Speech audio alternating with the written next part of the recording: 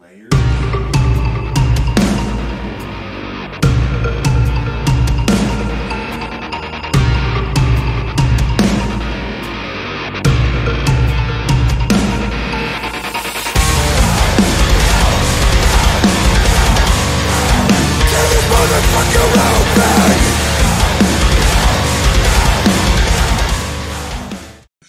Sam, all you got to do is this.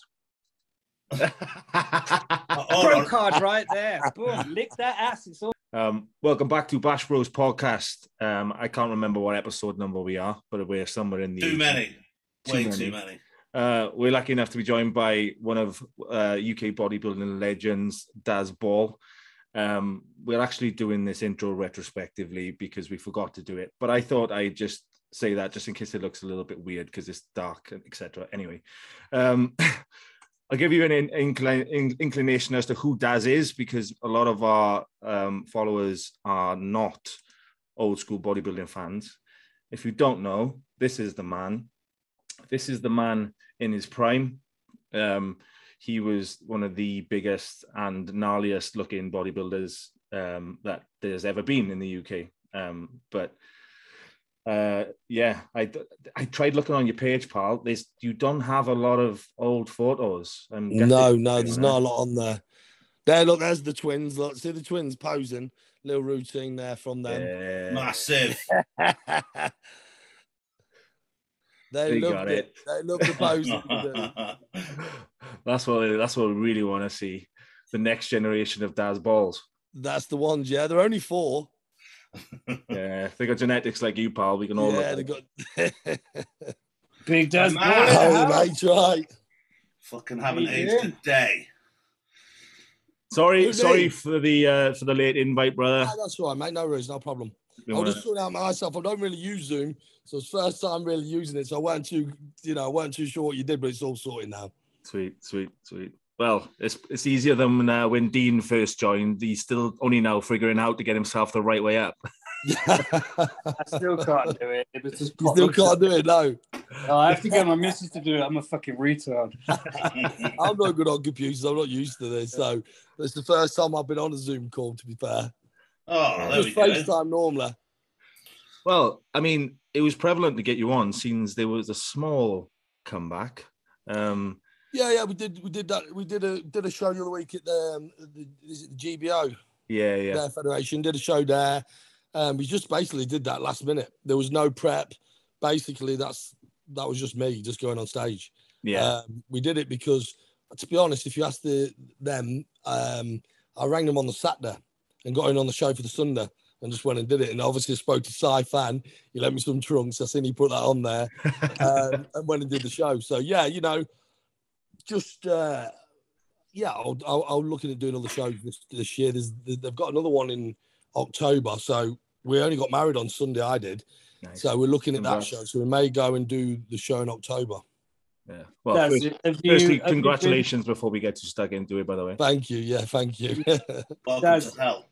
Daz, have you been to the clinic since you wore those trunks? Because you know for fucking damn well Simon never washed them. I know, yeah. No news. I should explain that one to your missus. I'll have to put the blame on him, won't I? So in reality, Daz, I mean, had we known that there was a comeback on the cards, we probably would have had you on a long time ago. You know, you're the sort of guests we like to have on this podcast are the old school bodybuilding guys that, yeah. You know, us three probably, you know, as we were in the bodybuilding, getting into the bodybuilding scene, you were winning everything. So, you know, Dean was about the same time, really, when he's about the same age, ain't he? But you was making me look like a little boy at that time. So, how old are you now, Dean? 41. There you go. So I'm only 42, so we're doing off the same age, ain't we? There we go. Yeah. Well, you came down and trained in Mike and Lisa's gym a while ago. The old, and I was training it at the time, and I remember seeing you and just being absolutely blown away at the fucking sheer size of you at the time. Yeah. But that was at the time where you and a couple of other UK bodybuilders are having a mass off, as we call it. Alvin and Zach, it was the time when it was great. British bodybuilding. No disrespect to the guys that are competing today, but I think that era there was a great time. Do you know what I mean? Especially then, you look, at the end of the day, back then, people would stay to the end of a show to watch the heavyweights battle it out. I've been to shows now, and usually when the physique's done, everyone's gone. So, yeah, it's different now. It's changed. It's totally gone the opposite way. Do you know what I mean? So, well, everyone wanted to see freaks. We all wanted to see freaks. Yeah, that was what it was about then, do you know? Yeah. And so you'd wait for the end because that was the freak show. And everyone would be there. And now it seems that, like, I mean, aesthetics is obviously a certain part of it. Yeah, of course. People are definitely, like, leaning, like, more that way, whereas I just wanted to see monsters. And without being, like, well, no homo, but, like, you were the guy when I was starting out that was like, yes, that's horrible. That's what I I just remember just a bag of veins. Yeah. That's horrible. It's right though, isn't it? You don't go to the circus just to watch the clowns, do you? You want to see the fucking freak show. Yeah, and that's what to see a petting goat. You want to see a fucking lion or a gorilla, innit? Yeah, of course you do. And that was what bodybuilding was then. That shock factor, isn't it? Yeah. Today, I don't know what, now it's all about, fair enough, the physique, the classic physique. But bodybuilding seems to have died a lot, especially in the amateur ranks in the UK. Like I said, I've been off the scene for a few years. I do watch and look and I just take a back roll now. Do you know what I mean? And it's not how it was. You know what I mean? If the bodybuilders like yourself and people like that was competing today, you're going to blow these guys away. I guess the whole thing's changed, but then you watch the Olympia and they're going back for size there. They're going for a freak again. Yeah. So... Well, Ramy did that again, wasn't it? And it's like, how do you Nick Walker as well? He's coming through as a young lad. He's a freak. So this is the thing. The federations all want different things. There's no one structure that they want. But it's going in cycles, isn't it? Because 2008 they gave it to, fucking hell, brain freeze. Dexter, they gave it to Dexter to almost reset the mass that was going on. And then Jay came back and win the following year. Yeah, because they wanted to try and be like, it's getting out of hand. The reality of it is a lot of it's down to social media and an attainable look and the whole sort of marketable look, and the fact that the sheer volume of people getting into the fitness industry now, it's like the trendy thing to do. Like, we were like the underground rats back in the day. It was like, why the fuck would you want to do that? But like these days, every man and his dog is competing, and they don't want to put the time in. They don't want to compete in the heavyweights, the super heavyweights, and the big guys, because they haven't put the time served in. They want to jump on stage and they want to dress it up as, I'm classic. Well, no, you're just a small bodybuilder. Part. Yeah, and that's the way things have gone now. Do you know what I mean? And will it ever come back the same? I think there's too many federations if we break that down as well, because you've got one federation, all the best bodybuilders. I'm not being funny. You've got the two bro shows. It seems to me that anyone can get a pro card now. Do you know what I mean? Not being funny. When we was competing, first time I won the British, I lost the overall to Flex. The second time I won the British, I lost the overall to Amph. And I had to go and win the Arnold Classic to get a pro card. Do you know what I mean? And there was a high standard of amateur bodybuilders. That was one of the first times you even had that as an option. Yes, that was the first time you got as an option to go out there. Cool. So there's like two. Yeah. Two. Now, one pro card a year for everybody in the UK, weren't it? That was it. That was it. That was it. One chance. That one card. Do you know what I mean? So we go back to 2007, the first time I win the class. I go there and stand with Flex, and Flex beats me for the overall. Like say 2012, I win the class again. I stand next to Amph, and Amph beats me for the overall. So I had to take it on the chin twice there. But then I got the chance to go to the Arnold, and I went over there and won. And they gave every class winner a pro card at the Arnold. In America, they do that. But now here, it's come where anyone can win a pro card. And no disrespect to five. Winning. You turn up, you get a pack of sweets with a pro card in it. So that's how easy it is now. And, you got a pro card at every single federation you do. I still haven't got one. I was waiting for that one, Dan. No, but Dan, you've got to be pretty and lick ass, so you're never going to get one. But he's got a NABA pro card, if that counts. But the thing is, fridge. That's what's spreading the bodybuilders, and then you got a lot more going pro. So, for me, if they want to bring it back and make a competition of things again, they need to go down to one, and have one yearly winner, or maybe a class winner, of each class winner. But for me, the overall who took it got it, and that was it was hard, but if you win that, you beat very good bodybuilders. How many are there in the UK? There's still only like 2, right? What, 2? 2 actual pro cards given in the UK. Well, I don't. It's the federation do the elite now, don't they? So they don't actually do it for the IFBB. They do their own federation now, UKBF. They went on a separate thing for the elite pro, which the standard of that is hit the floor for sure. Yeah. And then so the way to do it is good to call the 2 bro events, and then you can go over. You can mix match and go wherever you like, which has lots of benefits, obviously. But the thing that got that, like, I think there was a middle ground in there somewhere, because you could be good enough to be a pro, like Dean, like Dean was as well. Dean was definitely good enough to be a pro. But like, just not it could not be your. Well, I mean, there's other things, and we've talked about those. But it could just be you peaked at the wrong time, and there was just someone else there. Yeah. And then you miss. Of how much you're going to be the absolute top of your game, like 4 or 5 years max. You could just miss out by a scrotum hair. But if you go back over that era, you had me, you had Alvin, you had Zach, you had Dave Titterton. You go back down, you got Troy Brown. You go down the range, you had Dean, you had Araudus. Do you remember Araudus? Yeah. Another great brother. Tony Baylor. You can go through all these names. Even Lou Nichols, people like that. They all had crazy physiques back then. Do you know what I mean? So for one lad to win it, and then every year somebody else come on the scene. So it made it so hard for the lads to get a pro card. And like I say, Dean, yourself, you'd be good. You'd be good. And if your physique was competing on stage against these guys, you're going to get a pro card. But back then, there was that many of us. Everyone was battling for it. And people were getting pipped and things like that. And like I say, it was that hard to get one now, where now, like I say, it's not hard to get one, is it really? Do you know what I mean? Do you think it was good as well because that was the UK? Like, no one could come in and do the British finals and get the card. You knew who was turning up. There was like a bit of a war going on. Always, that was it. Obviously, you all respected each other. There was no like real beef or anything. But no. But the atmosphere at those shows, and I did a couple when I was starting out, was like, the tension was there. Yeah. And which made it exciting, it exciting for the people there watching. So obviously that kept people there. And there was some great battles over the years. And you look at the lads over the years as well, going back to Ricky Weller and people like that were winning back then. They all had great physiques. You can go all the class winners for so many years. But now it's not, to me, it's not the same. And like you say, they're going for more. They don't want a freaky look no more. But you go and Big Ramy wins the Olympia. Nick Walker's probably on his way over the next few years to win the Olympia. So, they're not changing in the pro ranks. You understand what I mean?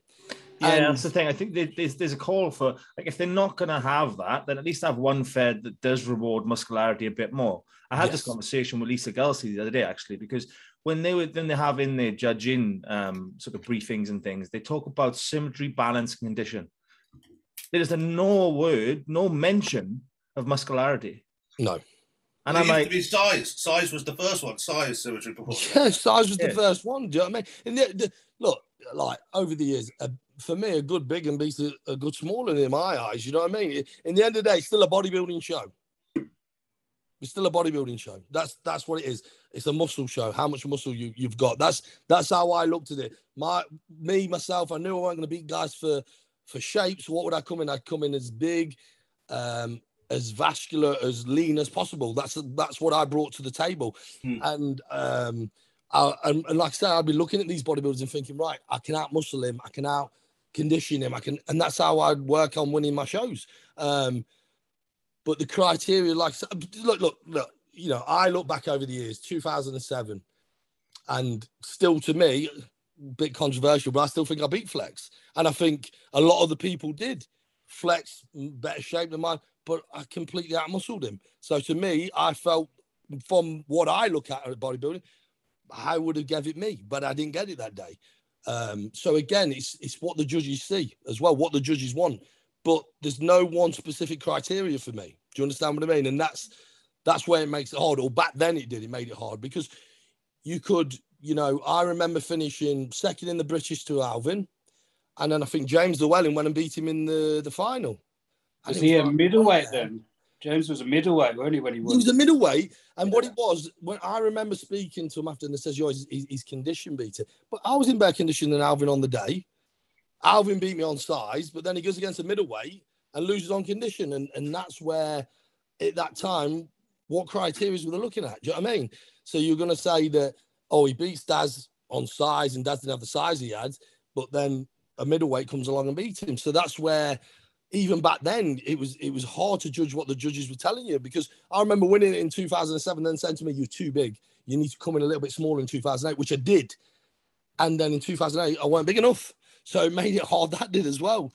You know what I mean? I can't remember what year it was, Daz. It might have been the year after that, actually. I remember, because we were talking about this the other day, like back in the day, how the fucking stage was stacked with unbelievable athletes. And like you say, everyone waited around to the end to see the whole event was all around the super heavyweights, because you walked on stage like yourself, Stuart Court, Alvin, all these guys, unbelievably, everyone would just gasp and like, what the fuck is that? To me, that's bodybuilding. You're like, wow.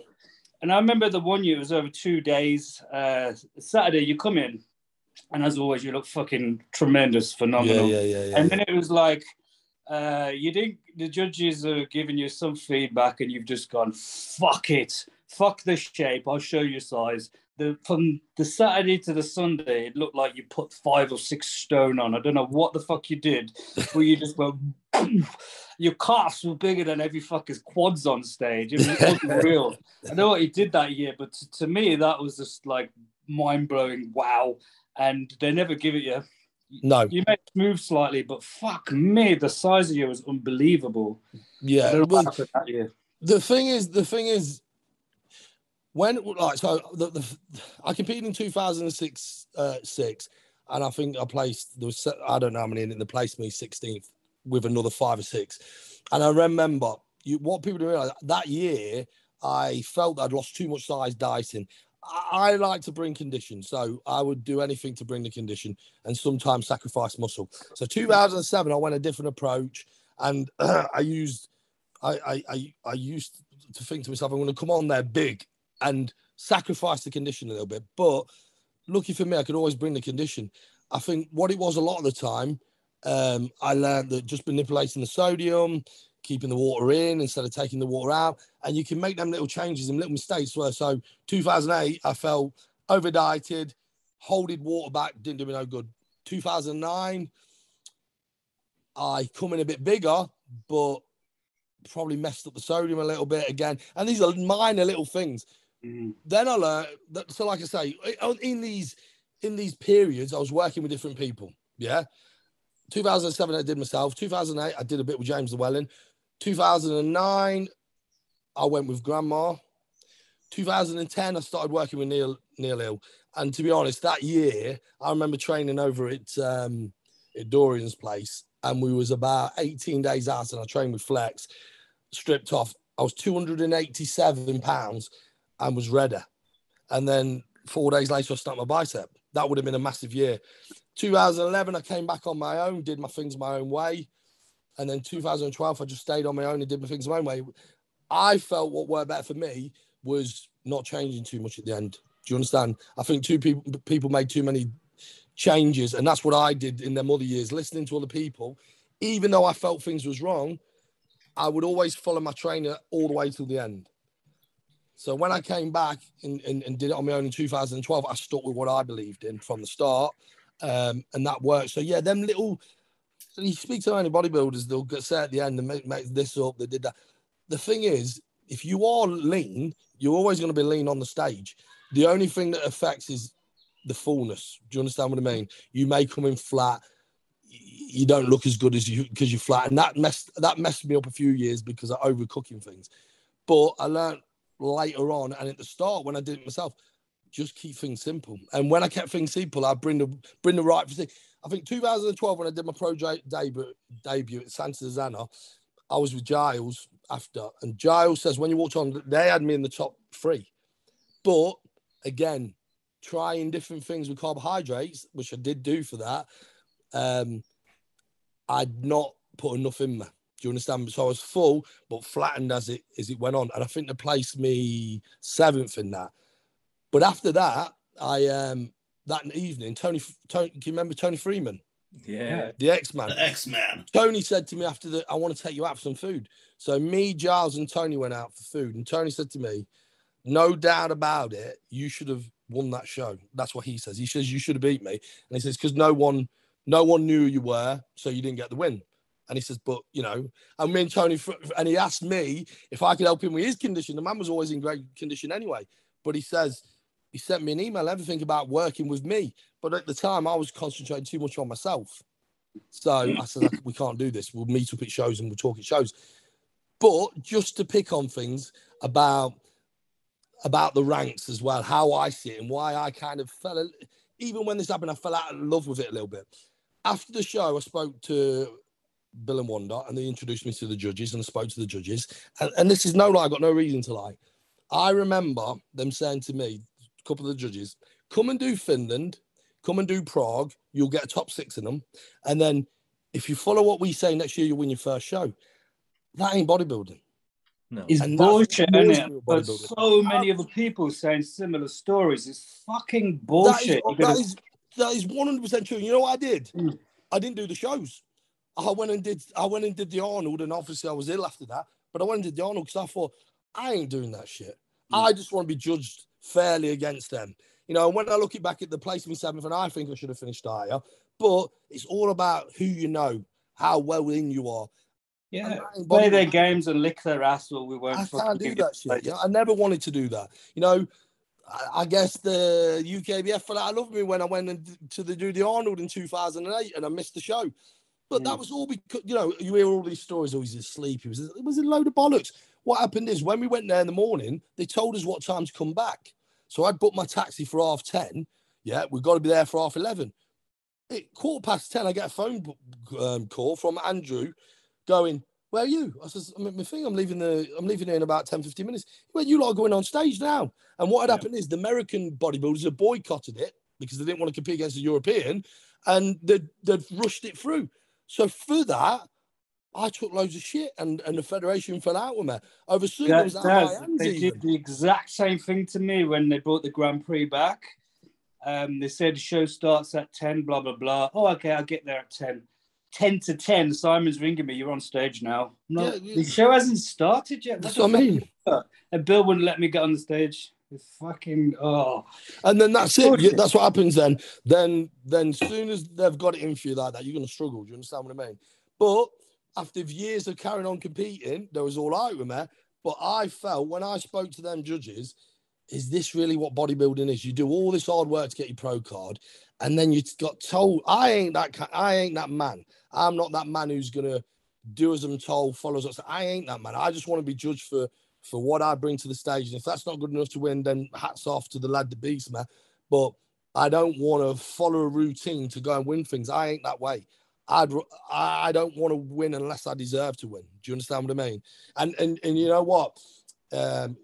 Like I say, I still think I won in 2007. Now, some people agree, some people disagree. I know one thing. If you heard the crowd, they agreed with me because they all booed the result, yeah? But that weren't going to never be my year because Flex was the poster boy and he was always going to win it. Do you understand what I mean? He signed a winder contract, this, that, and the other. So, to me, sometimes there's too much politics in it. It's bodybuilding and politics. And that is not how I never was going to be that way. And, you know, unless you're someone who will do everything you're told, follow, kiss ass, you weren't going to do any good in it back then. And that was not me.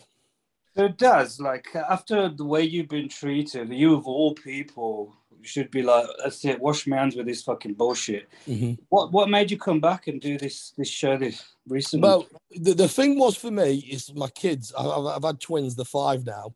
And I'm always in shape. And another thing I wanted to prove to people, I wanted to prove to people that go, oh, you know, it's done, it's over. I wanted to prove that no matter what you've been through, you can come back from it. You know, too many people are doubted. So I've never doubted myself. I know if I put my mind to it, I can do it.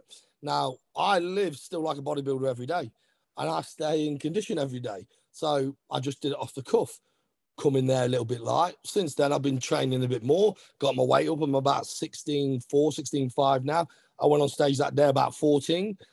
I've improved the muscle mass. I want to do another show. Maybe I don't do October, may come too soon, but I will do next year. But for me, it's to prove to people that who are going through stuff, going through anything, who don't believe you can carry on, that you can.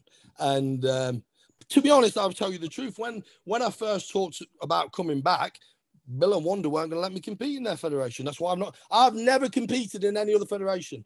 As you know, Dean, I've only competed for the UKBF. That's the only federation. What was their reason? What was their reason behind that? Because I was ill. So because I've been ill, they don't want me to come back and compete.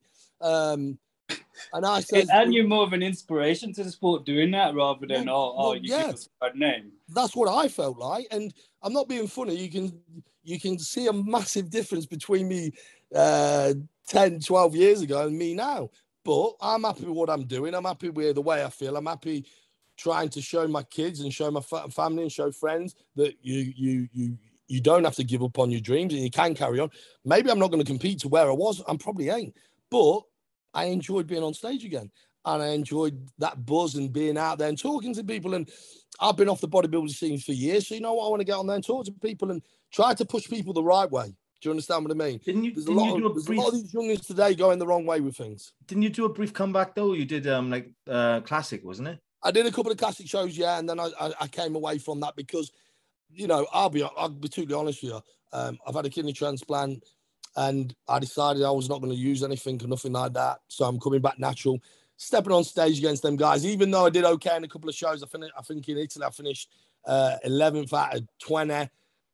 But the sheer mass difference when you stood against these guys was, you know, you look at the classic class now, it's not like classic no more. They're massive. Look at the physique class. You got guys going on there 17, 18 stone, you know, and the classic class was the same. There was a lot of big guys on there, and it was like, oh, you know, this is pointless. So I basically retired, came away from it.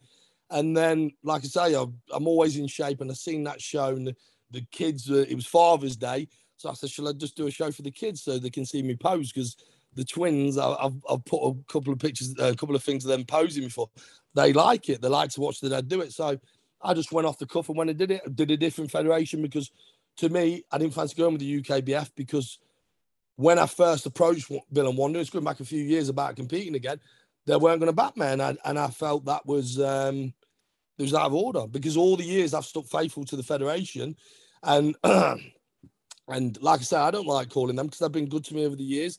But they were saying we don't, you know, they was probably judging me. Look, let's get something straight, yeah?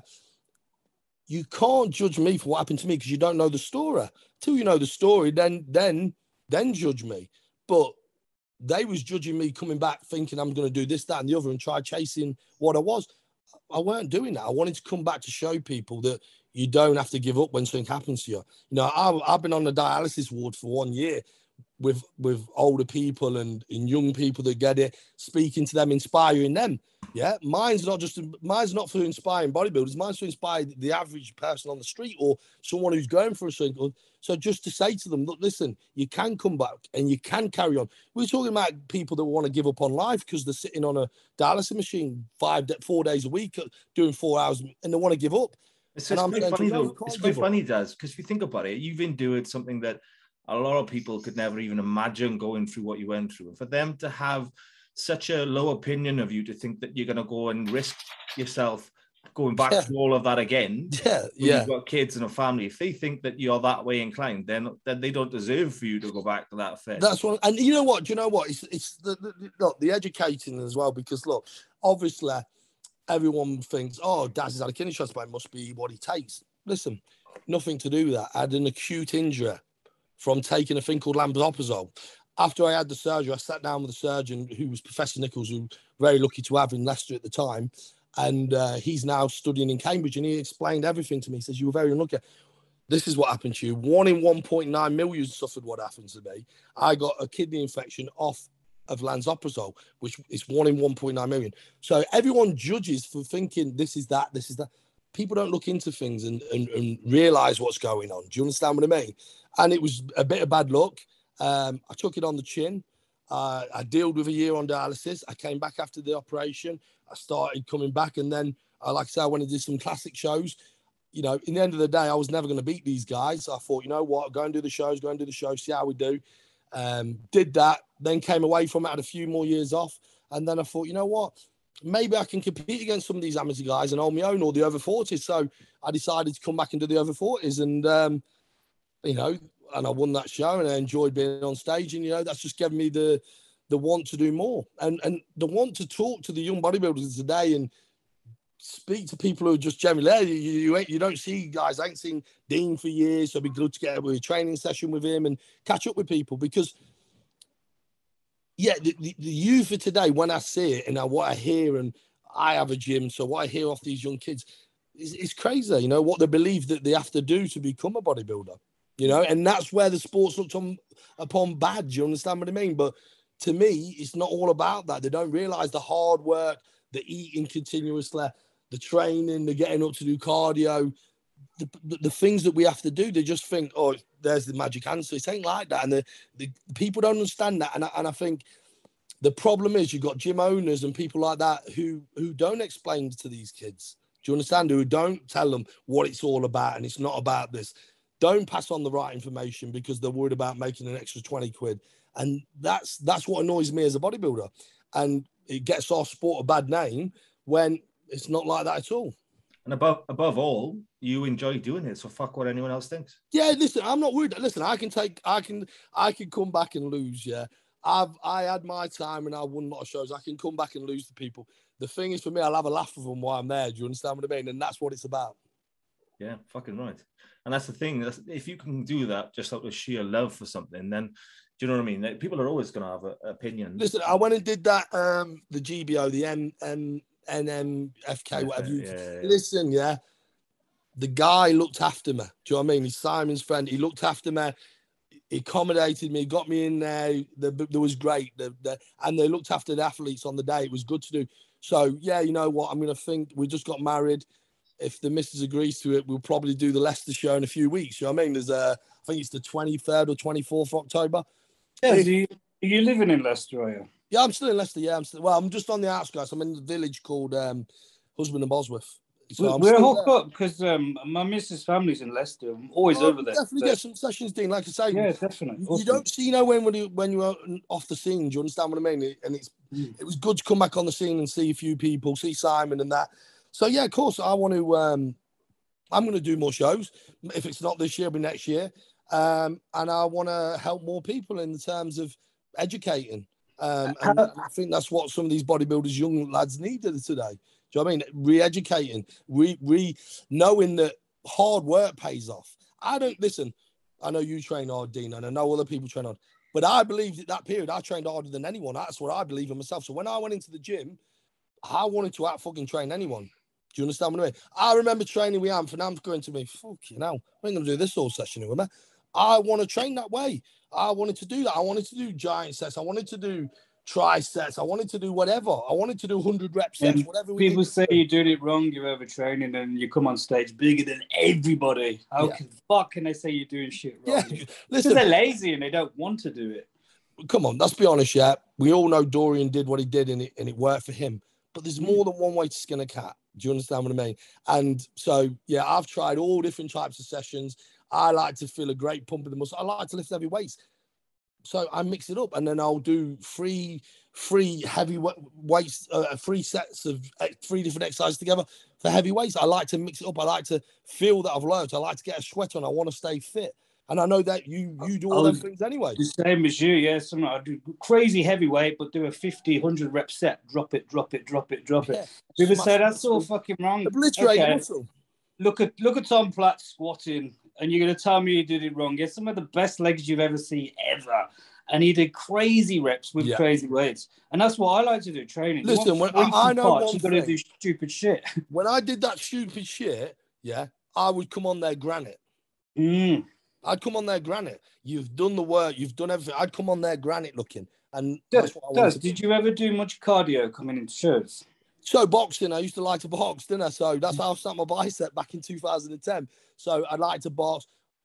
When I won the Arnold, I was doing 45-minute 20 seconds on, 10 seconds off, but like near enough 3/4 pace. So I'd push myself. Yeah, I like cardio. I come from a football background, so I like pushing the cardio. And like I say, maybe sometimes over pushed it where I sacrificed a bit of muscle. But for me, I'd rather lose 2 or 3 pounds of muscle and be fit and healthy than not be healthy. And I think some of these bodybuilders worry too much about how much muscle they carry. You can still carry lots of muscle. I know you do it's kickboxing you do. I used to do a lot of Thai boxing. Thai boxing, and that's what I'm saying to you. So you can still stay fit and healthy and be able to be stretched, and flexible and carry muscle. That was so ironic. You can still be flexible and dance sitting up. It happened just the right time. Can breathe in and out. Just not at the same time. I think that the overtraining thing, we cover it as well. It's like, it is a thing, but it doesn't happen as quickly as people think it does. I don't think in the first 3 years it's a consideration. You know what it is for me? What's overtraining though? That's in the end of the day, I remember bodybuilding at the start, and I was working on a building site all day, then going to the gym and then doing it. So, surely moving concrete and moving bricks and moving stuff all day it'd be classed as overtraining, but you had to learn that to do your living. Do you know what I mean? We're so similar, Daz. I did all the same building work, and we trained similar into the martial arts and smashing. And to add to you, Dan, I believe overtraining is down to not resting enough and not eating enough. Yeah. You can smash yourself in the gym as long as you get enough rest and eat enough food afterwards. That's what I believe. Or if you're training the body part too often, things like that, you need to know your genetics and how fast you can recover, innit? Yeah. But I just took muscles, obliterated them to the extreme. Yeah. I mean, I wasn't the biggest guy, obviously. You proved it. You come on stage at fucking nearly 300 pounds sometimes. And And still in condition. Still in condition. Yeah. And that's what I mean. Training or burning muscle away, so you would have been 400 fucking pound on stage. Yeah. but that's what I mean. You've got to live your life too, ain't you? And you need to be fit in life. And we have to realise as we get older, we're going to have to reduce the body weight we are, and live at a more comfortable weight for our bodies. So, at that time, you hold what you can, but I want to hold what I can and still be able to take my kids down the park and have a kickabout with them. Do you know what I mean? I've been running the local village team since there was 7. My lads play for them. So I've been running them since 7. They're under 15s now. I still run that team. I still have to have a run around and kickabout with the lads. So no matter what, you've got to stay fairly fit. Do you understand what I mean? But yeah, I remember speaking to bodybuilders back then that won't fucking walk because they don't want to lose a pound, and they would panic if the scales the next day was down a bit. They won't cut the lawn because they're scared they might lose. That's what I'm saying to you. Muscle. Yeah. Get off your fucking fat ass, you lazy. You've got to live your life. Are you living a life? And the thing is, and I'm not, I don't like saying it like I'm belittling someone. Some of them weren't even very good bodybuilders. So you thought, wow, you're doing all this for bodybuilding. You're living that way. You're unhealthy, and you're not even doing really well, is it? So surely, it's like I say, if you're fit, you can push your body to new limits. Yeah. So you can get them extra reps. You can do them drop sets. You can do them giant sets. You can do whatever you need to do. You can get the higher numbers on heavier weights. So being fit to me is the first thing we all need to be as a bodybuilder still. And, some people don't agree with that because they're going to be the same thing, overtraining, this, that, and the other. I never felt, again, it's the body type, who you are. I never felt I overtrained. I never felt where. It doesn't look cool on Instagram, Daz. Say that again. It doesn't look cool on Instagram, though. Does what look cool? It doesn't doing the high rep stuff. Everybody wants. Oh yeah, everyone wants. Do you know what I mean? That's the thing. The priority is how it looks outwards to everyone else. Yeah. And that's the thing these days. People are prioritizing how it looks to everyone else over actually making progress or what is best for them. And you were talking about like bodybuilders back in those days, not being lazy and this, that, and the other. There's Instagram bodybuilders these days who literally are living their lives like monks, just through social media bodybuilding and are not successful at all on stage and are happy living their lives that way. Like it's going to come as a rude awakening to a lot of these guys when they get into their late 30s and go, shit, I've wasted a fuck ton of my life. Yeah, you don't get time back. Remember one thing, time stops for no one. Time's always ticking. So we're all losing seconds. You've got to live your life as well. And, you know, a lot of these guys ain't living a life. Do you understand what I mean? And 100% what you're just right. People want to show they lift big weights. But actually, if you're a bodybuilder, does it really matter? Yeah? Does it really matter? Do you have to lift really heavy weights for 3 reps and bullshit like that? To me, that ain't my cup of tea. It never was. Do you understand what I mean? I've done it. We've all done it. We've all ego lifts, gone in the gym and thought, wow, I see what I can squat. I can see what I can. But actually, that's not what makes the muscle. Do you understand what I mean? And like I say, I felt by doing them, don't get me wrong, still lifting heavy weights. And some people go, fucking hell, that's heavy. But it weren't my limit. I could have gone heavier. But doing them and doing lots of reps and lots of sets with short rests, 30 seconds, whatever, I brought a granite look that I liked. And that's what it's about, that look on stage. So, yeah, you can lift these heavy weights. You can do all that you're doing. You can get injured. But what you bring into the stage is all that matters, ain't it? Do you know what I mean? On the day. And like I said, I remember one year, Zach, fucking hell, I can remember him being at the side. He was a monster that day. But he could hardly breathe on the stage. He was that big. He couldn't hold his poses either, He couldn't hold his poses because he was so physically fucked on the stage because he had that much muscle. Now, when he did win, he went with Neil.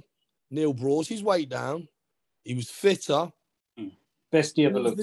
And he was the deserved winner by a long, long way. So it just shows you he didn't chase more muscle. Neil brought him down, got him fit, got him on stage, and he wins the British title and takes the overall.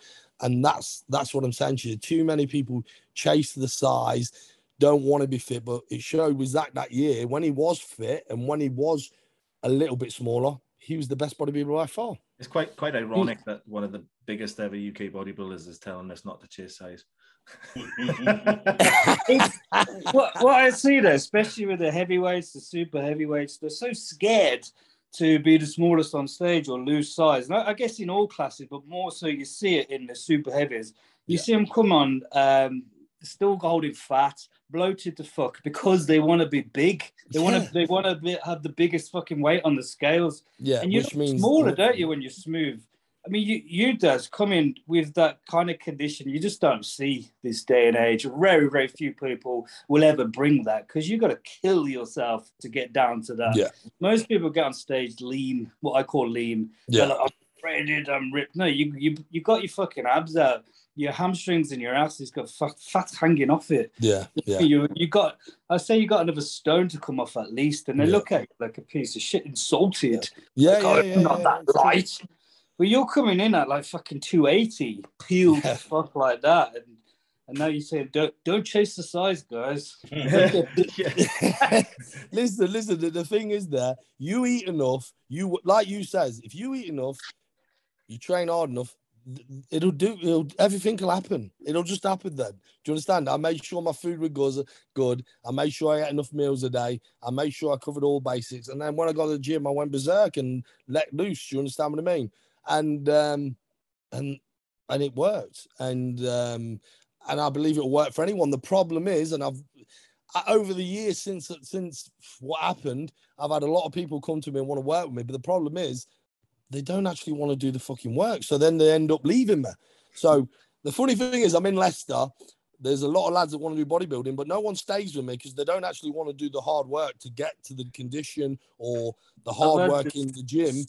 Exactly the same. When you say, like, you got to do this, that's it. More drugs. Well, no, that's all you fucking need. You need to go in there. Work your fucking ass off. It takes time. There's no secret. Consistency. There's so much out there now that they're like, well, hang on, so-and-so's doing this. And it's like, but are you them? Yeah. And what do they look like? He's eating more food than me. It's like, that's because they're them. And if you've got to go and eat less than them, then you've got to just fucking do it because that's what it is. Like, and obviously it's an evolutionary process. And as you go through, you'll probably eat more food when you compete because you're bigger or whatever, but it'll still feel like when you first did it anyway. If you're doing it right, it doesn't matter what food you're putting in, you're going to feel like fucking AIDS, Yeah. like for the end part of it. It doesn't matter. Just like you said, you're telling them this one thing, then they're going on Instagram. They call them askholes, right? And they're asking loads of questions. Asking other people. Asking loads of questions to everyone, and then just creating this hybrid thing that doesn't do anything. And like you said, even it was detrimental to you in some instances. If you had someone telling you, you saw it out to the end. I followed it till the end, even if it went wrong. Me and Grandma, we worked together in 2009. And I can tell you now, 3 weeks out, I knew it was wrong. But I didn't disrespect her. I followed it to the end, and then we finished. But what I mean is, I could have easier thought I'll do what I thought. But I thought, no, I'm gonna follow this. I've gone with her. I'll learn off this. Hopefully, she'll get it right and maybe bring something in at the end and call me up, and I'll be. But it didn't work, right? So, but I didn't disrespect her, and I followed it to the end. The problem is with the guys who have come to me, they don't want to actually listen. I'll say to them, they'll think they're like Dean says, they'll think they're lean. They're nowhere near lean. You're still fat. You still got another 14 pounds to lose. What do you mean 14 pounds? Then I'll be this They're insulted that you said Don't that. worry what weight you are. Worry about going on stage the best you can be. Can't take your fucking scales on stage. You're not doing like big fancy presentations, Daz. So you got to do the big fancy presentations, talking about their reviewing their weight and their scales, and then you've got to have like a video of yourself talking to them and their check-ins, and then you've got to pretend like that's his first fucking Zoom call today, right now. And then you've got to analyze the data. And then you've got to tell them that they're doing amazing and you're really happy with them, and they can have an extra 2 bagels this week. Oh, okay. And then they'll stay with you. But no wonder I fucking. This is just them justifying. This is them justifying why they're charging fucking £500-600-700. Yeah, it's fucking bullshit. They're ripping you off and talking all this bullshit and babble to make it sound like it's worth the money. I'm not going to say names of bodybuilders, but I've had some people come to me. Yeah, I've had people come to me and they're telling me what these people have fucking had them on and shit like that. And I'm going, yeah, no, I ain't going to do it with you. I've had bodybuilders leave me because I won't give them the gear they want to have. You want more. It ain't about what it ain't all about what you take. It's about what you do in the gym. Get the old school method into your fucking head. Get in the gym and work hard, train hard, eat well, eat big, and you'll grow. Don't worry about it. Don't worry about, oh, yeah, but we're going in the gym and we're doing 5 sets with this, and then we're going straight into that, and then we're doing that. Sure, I'm going to lose muscle. No, you won't lose muscle. Trust me. Just stick with what we're saying. It just doesn't sell, though, does it? That's the problem. It don't sell. That's the problem. Yeah. It don't sell. It don't sell. They want to be able to just go in there, do one every set, fuck around the gym, do some photos, walk onto the next machine, do the same again. That ain't me. I'll shout at them if they do that. I don't like that. We're here to train. Come here for the 1 hour, whatever it is, and work fucking hard. But like I say, they don't want to do it. They want to. I can't believe it. No wonder I'm not doing no good at this because it takes me 20 minutes to set up my tripod in between each set. Fucking, that's what I'm saying. This ain't me. I'm old school. I had a guy in the gym come up to me the other day and he said, what's it like having Dan as a coach? And I was like, well, if you don't want your handheld, somebody's going to tell you how it is, and somebody who's old school, but he's actually doing more work behind the scenes than what you probably think he's doing, then he's the right man for you. But if you get offended easily, I suggest you don't go with that. Yeah, but at the end of the day, the people want smoke blown up the arse, don't they? Come on, let's be honest. I can't stand there and blow smoke up people's arse because you're just lying to them. I ain't gonna stand there and lie to you. I'll tell you the truth. What I think of your physique, what I think you need to do, and then it's up to you. If you don't like criticism, then you're not going to like me. That's simple as. But at the end of the day, you ain't going to get results. Yeah, well, exactly that. That's the most critical you can be. You won't like being on stage. If you can't handle it on a fucking phone call, you're not going to like it when you get fucking destroyed. On the stage, yeah. And you're not going to win every show from the beginning. If everyone who thought they were going to win, then there'd be no losers. It would be like sports day at school nowadays, where everyone's a fucking winner. Yeah. No one can win, can they? That's it. That's what it is now. It's non-competitive. Take your part. Yeah, take your part that counts. Well, you get on the stage. That's why I said, you say some people, they lose. It's bad. Losing sucks dick. But not 99% of people that turn up to a show leave disappointed. That's just how it is. Well, you know, it's like the photos they put up today. Yeah. I remember just before showing that as well, they're putting photos up now, don't they? All the pros do. You know, like showing what I never show no one what I look like. I would cover up and I'll see you backstage when I take my clothes off. Yeah, that's how I did it. I wasn't going to show you nothing. You ain't seeing nothing of me. I'll see you on the stage, and that's how it was. But today, 3 days out, pros putting the photos up. That one, and it's all about. That's all because they've got to keep their fucking sponsors up. I'd rather not have a sponsor. Yeah, because in the end of the day, I have a certain way of doing it. I don't like fucking hell. I put a couple of photos up over the past. I can't do that shit. I don't like doing that. I'm not being funny. If I'm in the gym to train, I want to fucking train. I don't want to stand there and do videos and shit like that. I remember, like I say, when I did a video with Amp and people like that, I'd be like, you know, when Muscle Development come and did it, Simon's gym, listen, I've got to train though. I can't wait for you to do shit. I'll carry on while you're setting up. Do you understand? Because I'm here to train, or it's a waste of a fucking session for me. Yeah, actually, when we do the video, I do some videos with Amp, and we've done a couple, and Amp just goes, "We're just going to train. I don't really give a fuck how you film it." Yeah, that's it. You just do what you want. It's for the memory books anyway. If you're worried about who he said, I'll put it on Instagram, but really it's for us. We'll look at it in 10 years and think that was cool. Yeah. He always just says it. It's for the memory books. Because you trying to get some sort of gratification out of Instagram, people giving a fuck about what you're doing. Like you're barking up the wrong tree. People think a like is like what, a millisecond? Blah. Yeah. They're not fucking looking at it half the time. No, of course not. No. You know, and if you put in your like self, that's how you get your self-worth. You're gonna run out of that real fucking soon. And this world has to do a U-turn soon. This has to dissolve. This social, like, it has to. You know, you've got these YouTubers fighting now, boxing. What a fucking carry on that is. You know what makes me laugh is when the whole life revolves around social media. It's like it's all that matters in the world. It's like, I've got 2.3 million fucking followers, blah blah blah blah blah, and they're earning good fucking money from it. Yeah. And then they post something and Instagram goes, boom, close your account down. Then they're like, whoa, what the fuck do I do? You've got no life, you've got nothing outside of social media. Then what? You're fucked. Yeah, it's true. Yeah, it's true. Ridiculous, isn't it? They live in this dream world on fucking social media. It's so precious as well. Like it can just dissolve. I mean, not saying that anything can't dissolve. You have a good job, you get fired and stuff. Yeah, of course you can. You know, it's the same. I think it's just because we're old. And I have this. My missus is 10 years younger than me, and she grew up with social media. So for her, it's like it exists. Like it's a real thing.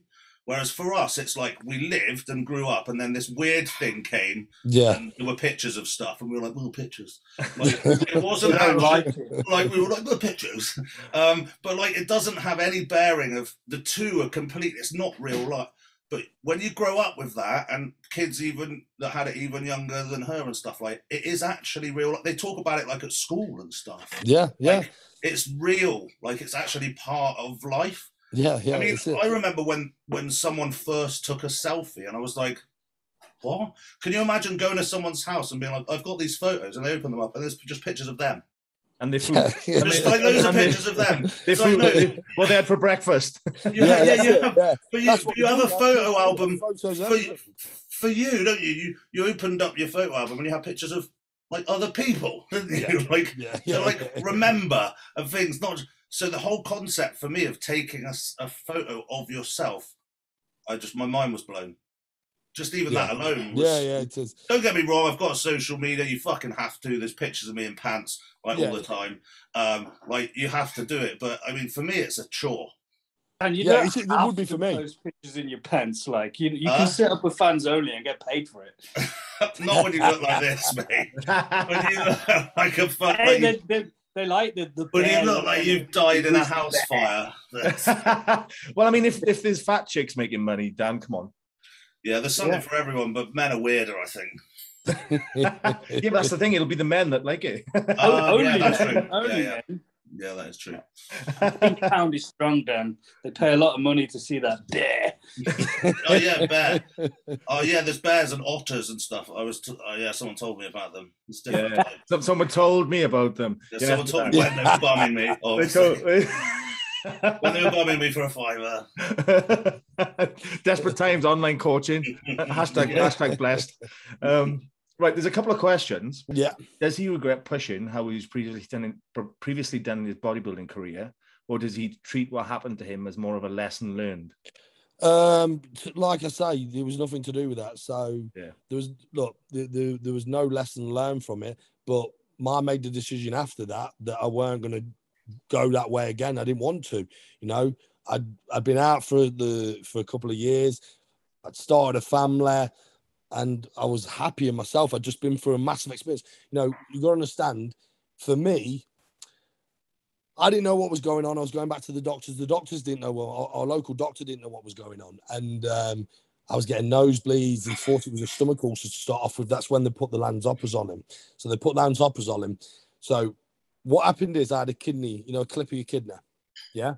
They took I'm trying to figure it's called now. They've took a clip of the kidney. Yeah. And off that clip, they can tell you everything that's gone on. Yeah. So what they told me is 8 weeks before my kidney failed, my kidney was at 2%. 8 weeks before that, my kidney was working at 82%. Yeah. 8 weeks, then I got a kidney infection. Then it's not treated for 8 weeks. Yeah. By the end, it's working at 2%. So when I walked into the hospital, they said to me, I would have gone to sleep that night. There was that much toxin in my blood. I would have gone to sleep that night, gone into a coma. I never woke up. That's what they told me. So when you're told this, the first thing you're going to do when you sit with a doctor is ask questions. And the first things I asked was that, was it anything to do with what I've done? And he's gone, Mr. Ball, you have to educate yourself. He says, as being a bodybuilder, I thought you'd be educated. No, you could have got chronic, which is long-term due to high blood pressure and things like that. But this is an impact injury. This would have been like getting punched in your kidneys. That's what he told me. So he says, this is what's happened to you. And he showed me this booklet. Basically, this is what happened to you. 1 in 1.9 million from Lanzoppers will get a kidney infection. You was that one, unfortunately. And because it's not been treated for so long, the kidneys went too first. So when they first took me in, they believed by giving me dialysis, they could restart the kidneys and everything would be okay. But it'd gone too far. So unfortunate for me, it did happen. So, yeah, I learned a lesson on life in terms of you've got to enjoy your life. You never know when it's going to be over. Don't waste fucking time. Yeah. And they're the things I learned from it. What I did when I was bodybuilding, they can believe me or not believe me because I've got no reason to lie. And I didn't have to use a lot of gear. You understand what I mean? And, there's people's names I could say, but I'm not going to say the names, but they would tell you I didn't. Do you understand what I mean? So what someone else thinks don't bother me. I know what I did. I know now as a natural bodybuilder, I can come back now and I've done no, and I just got on stage and still did all right. Still did okay. Okay, I'm nowhere near the size. I'm just lean now. I've got not loads of muscle. But as soon as I just adapt my training, I put muscle on. But the thing is, I'm never going to be the monster I was. And this is what I mean. If you look at a lot of bodybuilders when they finish and they're not doing nothing, they lose a lot of muscle. Do you understand what I mean? And I've lucky that way. I've always had muscle. Do you understand what I mean? And even before when I was 16 playing football, I had a lot of muscle. 17, 18, 19, all in the football years, I still had a lot of muscle at 12 stone. I feel that being ill changed my life for the better. How about that? I feel that my life runs better now because you do become very fucking, selfish. That's all you think about. You want to win shows, you want to do shows, you become selfish. But then when you experience all that and you realize that could be the end of your life, and that's how it could have been, that there's more to life than just competing on a bodybuilding stage. There's more to life than just lifting weights. Yeah, go and do the weights and enjoy it, but there's more to life in it. Truth. When I witnessed the whole thing happening, obviously I was in the bodybuilding world watching you be the hot property in UK bodybuilding. What stuck in my mind was how quickly people just went like that.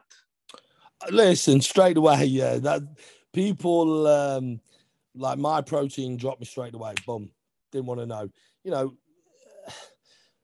Because they're saying, oh yeah, kidney, we can't have no association if you was taking anything and it's that. Well, you have to look that a lot of your athletes will be taking of like all of them. So you know, your association with it is like it is. And like I say, all of a sudden, people that used to speak to me every day, I don't hear from. So, yeah, I've seen a lot of that. But, you know, I could still be mad with them people now, but what's the point? Do you understand? When life's too short, I'll get on with anyone. I'll talk to anyone. I don't mean to disrespect the guy that's asked the question, and it weren't like that. But I've heard that assumption off a lot of people over the years, and I'd rather people just message me and go, Daz, can I ask you a question? Yeah, of course you can, mate. I'm not scared to talk about it because it's like anything, you know, if you go through something, you want to explain it to other people, and that, yeah, you know what, make sure you do get your checkups, make sure you do have blood tests, make sure you do this. But sometimes, even if you do all that, something can come out of the blue and hit you. And, you know, I was, at that time, I was seeing the doctor every couple of weeks, and even they didn't realize it was that. And then I did a urine sampling for him, and he was like, oh, there's no need, it's just a stomach ulcer, right? I went away, and then my partner said to me, listen, go and do a blood test tomorrow. I went and did the blood test. We in what? Less than 24 hours, I got a phone call. You need to go straight to the hospital. Yeah. So it just shows you, you know, it can be missed by anyone. Yeah. Well, so, my thing from it is, it's not to be funny with anybody. I'll talk to anyone about it. You know what I mean? Anytime, and help anyone. I've had people ring me who have spoke to me, you know, who are going through kidney problems, or they've had a kidney transplant. Other people, and how are you back training? What do you do? And I explain that to them. Do you understand what I mean? So I try to help people with that. Do you know what I mean? But it's amazing. It's amazing how easy it can happen, though, Daz. Do you know what I mean? Like, I ended up, and I'm not ashamed to say, I ended up in the gum clinic thinking that I caught an STD. Right? Yeah. Turned out. Did you have Simon's pants on? Yeah, that's exactly what happened. But I went to the gum clinic, right? Because I was getting a burning when I was pissing. I was like, fuck, I've caught something. Right? It took them 2 weeks to get back to me and say, no, you've got a water infection. By the time I got that back, it traveled to my kidneys. I then get admitted to hospital with a 40-degree temperature, and I'm on like all sorts of stuff. And then they had to test my kidney function. Thankfully, I caught it early enough. But had that lapsed a little bit longer, I'd have been in a similar boat to you. And I'm sure everybody would have gone, oh, Johnny was taking too much gear. There we go. And that's what happens, you know. But this is where I you know, that's why I'm glad I'm here now on your program. So if anyone has them questions, I can explain to them. And like I say, I'm approachable. I've always been approachable as a bodybuilder. I've always felt that, you know, people used to go to me, oh, you know, Daz, you know, listen, I'm just the same as everyone else. I just train in the gym. You know, I don't see myself better than anyone else. You know, people used to go, fucking hell, you know, no, I'm just the same as you guys. I just train in the gym, and I've gone a little bit further. That's all I see it as. We're all the same. Do you understand what I mean? Where, you know, some bodybuilders and some of the top guys back then, even now, so are not approachable. You should be approachable all the time. I remember when I first started bodybuilding, and in the gym I own now, I was training there, and there was that many guys who were bodybuilders, and I was playing football, and I used to train there. And then I decided to pack in football when I was about 19, 20. I said, I'm going to do a bodybuilding show, and all these guys are going to me, you can't do a bodybuilding show. I says, why? You're not big enough. And there was bigger guys than me. I says, yeah, you know what? I'm not afraid to lose, though. And I went and did a show, and lucky enough, I got second in Leicester. I went to the British finals, came back. There was all that, you're going to take some time off now? No, I'm going to do it again. Them same guys now have never done a show. And, you know, never done a show in their lives. So all that time they were thinking about doing a show, wanting to get bigger, wanting to put more size on. So in the end, they never did one. Yeah. Yeah, fucking right. And so I never wanted to be that way. I always wanted to be approachable to the young ones so they could talk to me and they could ask me a question. And anyone can do a bodybuilding show if they put the mind to it. Do you understand what I mean? Talking about the approachable and that, like, it's the atmosphere back those days. Backstage was mental, wasn't it? People. Oh, there's some good. Yeah, there's some good times back then. Hoods up, fucking covered growling up, at each other. Last one to take your clothes off. Yeah, you know, that's how I was. Mind games. Yeah, that's how I was back then, and that's what made it even more. You know, yes, let's get it on. Do you know what I mean? More of a battle. It was a battle back then. I remember when the men's physique class first came in, right? And they were all backstage doing each other's hair taking shots with each other with music on, having a pump up together. And I'm backstage with a couple of the other open bodybuilders. And we're all just looking at each other and looking at them like, what the fuck's just happened? Oh my days. Because they put lipstick on and pouting. Bonkers. Selfies, that's it. Yeah. Borrowing each other's bands. Remember back in those days if somebody borrowed your fucking band? Yeah, you wouldn't dare, would they? They wouldn't. They're mad. You know what I mean? I'm in the same boat as you, Daz, because I'm in the same boat as you, Daz, because I had to borrow somebody's pants one year because Bill took me off stage because my trunks were a millimeter too small on the side. Oh my God. I said, I wore these trunks fucking last year and the year before. What's the problem? And you can't compete in them. So I had to borrow somebody's fucking pants after they'd just been on them. No way. But what he's not telling you is he had a G-string on. Yeah, a little bit small there, ain't it? It was actually a pair of shorts, but my ass is that fat. It ate it up. It looked like a G-string. Oh, fuck me. Right, okay, there's a couple of other questions. Can I just nip to the toilet 1 second? Yeah, of course. Apologise. I'll be literally 2 seconds. Yeah, don't be holding it in with your kidneys. Yeah, so I think the problem is this day and age is people take far too much gear. They push too much gear on everybody else. So when they see somebody like Daz, who was like fucking 300-pound monster, and hear kidneys, they just presume and jump to, he must have been banging stupid amounts of gear. And they won't believe whatever he says because he's bigger than me. I take this amount, he must be taking more. I hear this shit so many times, it just gets fucking boring. Even with Amp's obviously a type 1 diabetic. Sorry, boys. As soon as I say to anyone that Amp's type 1 diabetic, they just go, must have been slamming loads of insulin. Oh yeah, it's just that's the first thing to look to. Like how will taking insulin make you diabetic? If anything, it's going to help you not become a diabetic, isn't it? You might kill yourself if you don't eat enough fucking carbs, but other than that, you're fine. Yeah, it's fine. It's people these days think that they should have an opinion on everything and they need to voice it because everyone, even if they're being ignorant of the facts, it's just bonkers. And it's like, I think social media again has encouraged that. It's like, I've got to have an opinion and I've got to tell everyone what I think. But to be fair, it has gone down. I mean, Daz must have had this back in the day because a very huge human, I mean, even by any standards now, you didn't see many of those. No. And, I still get people with, sailor tattoos shouting Roider at me from their escorts in Quick Save. Not that Quick Save exists anymore. But I can only imagine what Daz was like going fucking anywhere. It must have been like that video of Marcus Rule shopping. Like wherever he is. It's a woman's face and it zoomed in and she's like... Yeah, fucking right. Yeah, well, you do. You always get that, don't you? You know what I mean? You're always going to get people that try to put you down and that's the problem. I remember back then being on holiday and having the kids in the swimming pool, and there was only young, and somebody saying there's about 3 lads around about 21, 22 saying stuff. So I took the 2 kids over to the missus and gave them the kids and says, I'll be back in 1 second. And I had to go over to him and says, listen, politely, I'm going to say this. You can say what you want about me, but don't say it in front of my kids, because if I say that in front of the kids again, I will lose my rag with you. Simple as. So what I'm saying to you is, you want to go over there and call me blind, I don't care.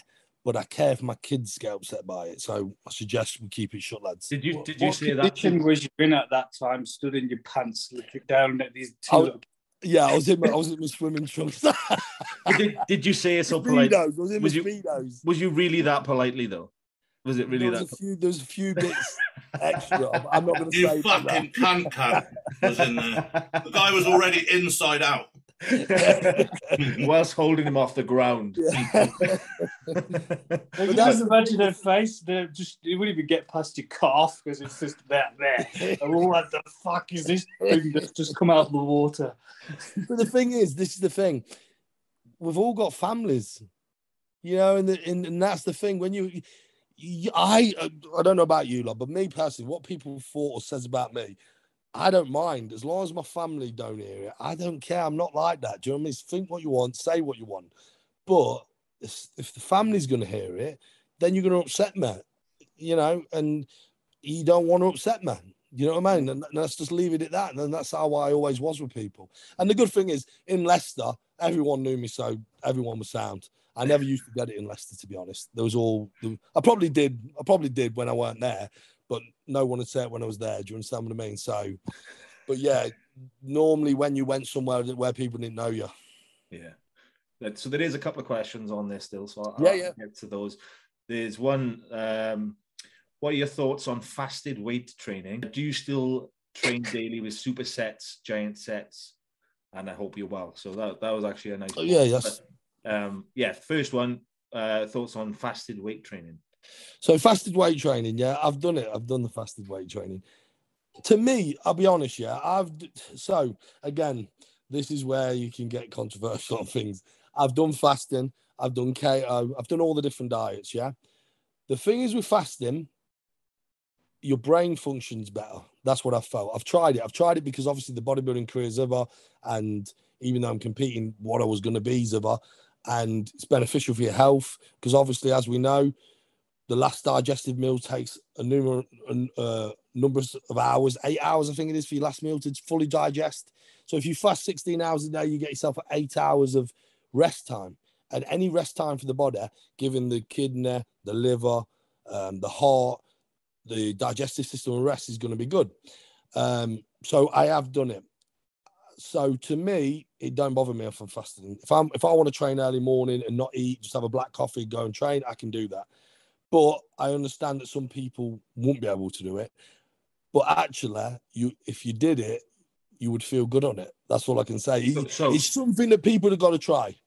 What do you think of these people that have to eat like fucking 500 million thousand calories of pure shit before leg day? No chance. No.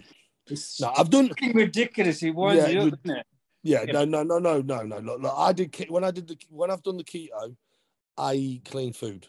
So let's just assume they're asking from a muscle, like a gaining point of view, not necessarily from a health or a focus point of view. They're looking to gain as much muscle as possible. Yeah. Thoughts on fasted weight training from that perspective? Yeah, I still think it's okay. Yeah, I think you're fine with that. I really do. I know some people will differ opinion here, but the show I did this year, again, we're talking. It's a different body, and I'd love to have tried it on that body. But I was fasted all the way up to the show. I was fasted. I did 1 year fasting. I did 1 year fasting in keto. So I would fast. I'd do 16 to 18 hours fasting every day, and I would eat 3 meals in the 8 or 6 hour window, and I'd eat 4,500 calories in them 3 meals. I did that for a little while, Daz. Like when I do small courses of gear now, like 400 to 600 milligram a test, and that's it. I do like 3 months on, and then I do at least 3 months off. Yeah. When I come off, I do that same thing where I'd only sometimes have 1 or 2 meals a day, and I feel fucking great. Amazing. You feel amazing on it. I downsize. I've come off gear. I lose a little bit of muscle. I go softer, but I don't really lose strength. No. And I feel great, and for your longevity. And what about when you're training? How's your session?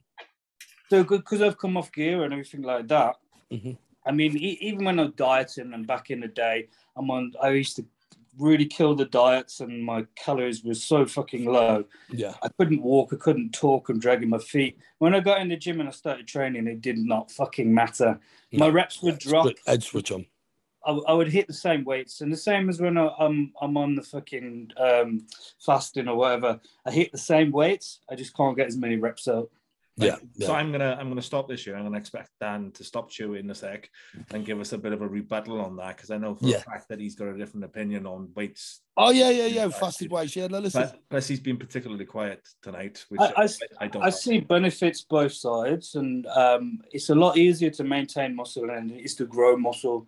So I guess if you're smaller, you're new to it, I wouldn't recommend fasting at all. If you're trying, your goal is to put muscle on. Yeah. But especially when you get older, for your digestive system and everything, if you're not digesting the food properly, you're not absorbing it properly. So it doesn't matter how much you fucking eat, you're not going to absorb it, are you? No. So just for that one aspect alone, plus when you're fasting, all those shitty fucking protein cells are getting broke down and redone, so it's massively beneficial for your health and longevity. If we look at it, if we look on a perspective of this, you know, we deprive from cavemen, so everyone thinks by fasting for a certain amount of time we're going to lose strength, we're going to lose our energy, we ain't going to be able to move. That's not true, because in the end of the day, our bodies are made to deal with the stress of fasting. So what happens is then we release more growth hormone, natural growth hormone, because our bodies can't get our bodies. If our bodies gave up when we was not eating, we used to have to catch or find our meals. So what would happen after a day or two? We'd just be laying there. And actually what happens is then your performance actually goes up. Yeah. So say you're vet, Dean, and I ain't ate for 24 hours and you have, my senses work better. It sounds silly, but if you read all about it, your senses work better. So I'm definitely going to catch that next meal. Smell everything. Yeah. And that's what happens. Just to throw the spanner in the works, because I'm with you 100%, especially for naturals and everything.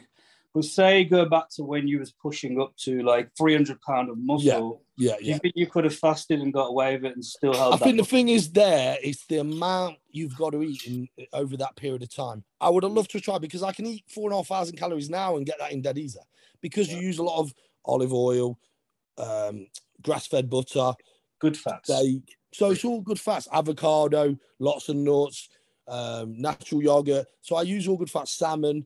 And you can get 4,500 calories in dead easy. Dead easy. But let's look at it from a science perspective. Come on, Dan. I need you to open your mouth now, pal. Yeah. Go on. There was a bit of literature that Dan put in our group, as the coaching group that he had a little while ago, that essentially completely, you know, went against what you guys are saying from a muscle building perspective. So I want. Well, I can't remember what I posted in that fucking group. But I believe that on the other side of that, I agree with you. Come on, Dan. I need you to talk, Dan. Just barge in, man, because you've been so fucking quiet tonight. I'm trying to eat my steak, otherwise I'm going to go catabolic. Well, the thing about fasted training is like, I don't think it's a huge difference. Ultimately, the glycogen that is going to be stored from the day before anyway. So you're going to get away with it. But what about keto fasted training? So there's no glycogen. You're using a different energy source. You're using your fat as energy. Yeah, which the outcome is still glucose anyway. Yeah, I guess, and then even more so from the day before, because the digestive time of that process to happen is obviously longer. Yeah. If you were going to do it keto, I don't think if you're trying to build muscle mass, keto is a good idea anyway. I think from the other perspective of like longevity and stuff, maybe if you're dieting for a show, I have dieted for a show using keto as well, and it was okay. I don't think that building tissue is a good idea on it, or I mean, some people probably could. When you was dieting, did you maintain the muscle? Yeah, it was all right. Yeah, you can, but you got very lean. Dry. Yeah. It was all right. And then the switch round for them last 3 or 4 days, when you hammer the carbs in for the last 3 or 4 days, you'll fill out nicely, dry out even better. Do you understand what I mean? And that's where I like keto. Do you understand what I mean? Yeah. I mean, the thing that I didn't like about keto is that you can knock yourself out accidentally, like a lot easier than you would think. Eat a few too many fucking green beans, even. Yeah. And then I just feel like AIDS immediately. So there's this thing with it, ain't there, with the keto? How many carbohydrates you're allowed to have? Do you understand what I mean? Different people have different numbers. Do you understand what I mean? Yeah. So some people say less than 20. Some people say 0. Some people will say up to 50. So it's again what range you put it in. Do you understand what I mean? And where it sits on the glycemic index, is it? Yeah. And also, is it fibrous carbohydrates? If you dump 5 grams of sugar in, you're fucked. Yeah, definitely. I think it depends on the person, genetics as well, and even your proteins. If you're having like whey protein, that's going to spike your insulin. Yeah, of course it is. Yeah. People don't even think about that. They just think about carbs only. Yeah, that's it. And so when I do it, I just eat chicken, things like eggs after, and then I'll add my fats to that. That's how I'll do it. Maybe a little bit of greens. That's it. But how I do mine, I go up to 50 grams of carbs a day, becoming other things. So some people go, well, that ain't keto, but it is. It's your perspective on it. Do you understand what I mean? You're actually not eating no form of carbohydrate other than the fibrous carbohydrates. You know what I mean? And a little bit of natural yogurt and things like that. So again, it's where you want to put it. you'd know if you were out. If you're in keto and then you were out, you'd know because you'd Yeah, fucking yeah. die.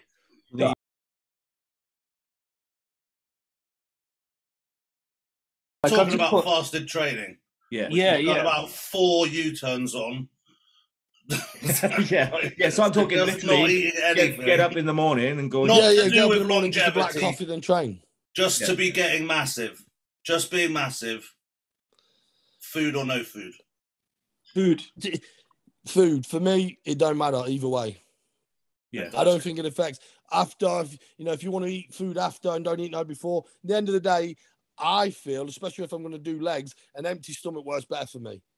Yeah, because it's certainly not good to have something heavy. I fucking hate having a guts full. If you've got a guts full and you're going to do legs, I don't eat before legs. I don't eat. No, it's a fine line though. I'm the same. I'll find that as long as I've got enough food in me and then enough time to get it digested in good time. But going in and training completely fasted on leg day, I would find it a little bit frustrating. What time are we talking about training though? If you're going first thing in the morning after you've had your last meal at 10 o'clock at night, going first thing in the morning, training at say 7, 8 o'clock, you would still feel that you can perform as well as you did. No, that's what I used to do. I'd get up and I'd go down there at like 6 a.m. and do my weight sessions, and they, the performance wasn't there.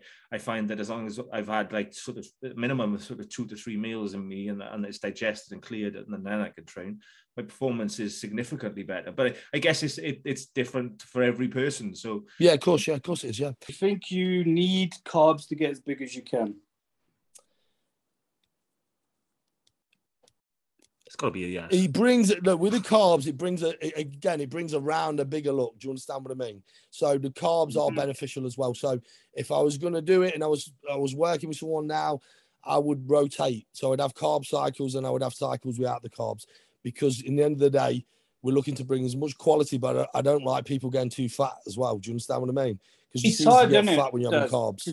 Like I got to that stage in life as well, and I understand carbs are so fucking unhealthy and bad. Yeah. But in bodybuilding, carbs will make you look fucking good if they're used right.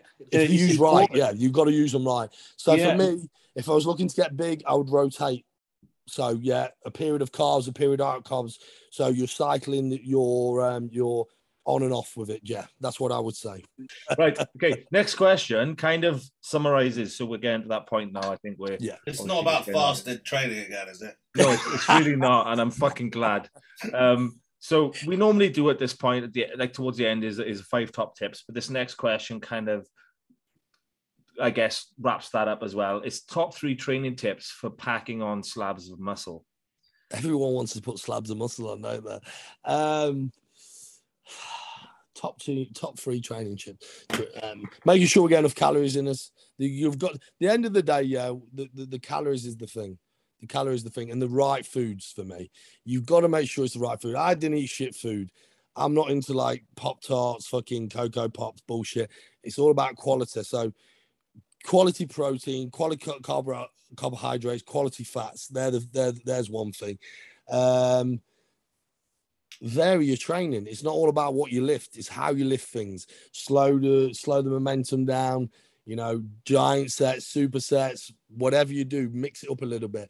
Personally, I feel going too ever takes away, because you're concentrating so much on the weight, and moving the weight that you're not concentrating on the muscle. So you need to feel the muscle. You need to make sure you're bringing it down in a controlled manner and pressing it with a controlled pace. You understand what I mean? Because if you see most people that lift silly ass weights and they're going for 1, 2, and 3 reps, they're not controlling the weight at all. They're just pushing with everything. Where I want the chest to work, so control the muscle properly. Here's one thing. I was going to interrupt you quickly. We get a lot of stuff like on social media about saying like old school and like just train hard is bullshit. Keeping it but that was basic. Lifting the heavy weights in control and feeling the muscle. No one old school was saying don't do that. No. Everyone was saying still do that. You still got to do it properly. Yeah. Like there's just been a lot of people posting about all the old guys, they were all just mashing weights. They weren't. No. We're all still going, and all the people that I looked up to were lifting heavy, keeping it simpler than it is now. I don't know cuffs and stuff like this, but they were still making sure they felt the muscle. They were still making sure it was controlled and stuff. it was only really the gym bros that were like throwing the weights around, getting spotted from. I was probably one of them to start with, to be honest. And now we have a new era of gym bros where the new gym bros will set up the cable crossovers with 9 cuffs and upside down on a medicine ball. So it's just a different type of gym bro. Neither of them are getting any progress. No. There's the old school way wasn't like, it's the same. I don't think old and new school is that different, really. But everyone's trying to put a divide. The big difference between it for me is the old school, we trained hard, and I don't believe some of these people are. They're looking for fucking, like say, using different machines to do the basics because they'd rather move this or a cable or something like that. Do you understand what I mean? Yeah. At the end of the day, dumbbells, barbell work. Do you understand what I mean? Just simpleness, keeping it simple, and like say, working hard. You know, go to pumping iron when you see Arnie and that.